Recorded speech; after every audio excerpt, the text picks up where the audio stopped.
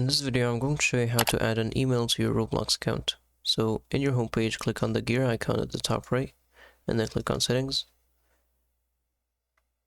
And then over here in this menu, next to email, as you can see, I already have an email. You can just click on this edit button. If you don't have an email, then you'll see an add button or an update button. So just click on that. You'll see the same menu here, and then just enter the email that you want. And that's it. So now click on add or change email, and then they'll send you a code to that email. So just go to your email to find this code.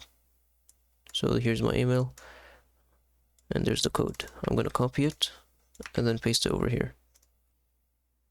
And since I used my same email, it's saying this is already the current email. So yeah, but if this is a new email for you, it's going to be set, and you're going to be set. So yeah, if you found this video helpful, please don't forget to like and subscribe.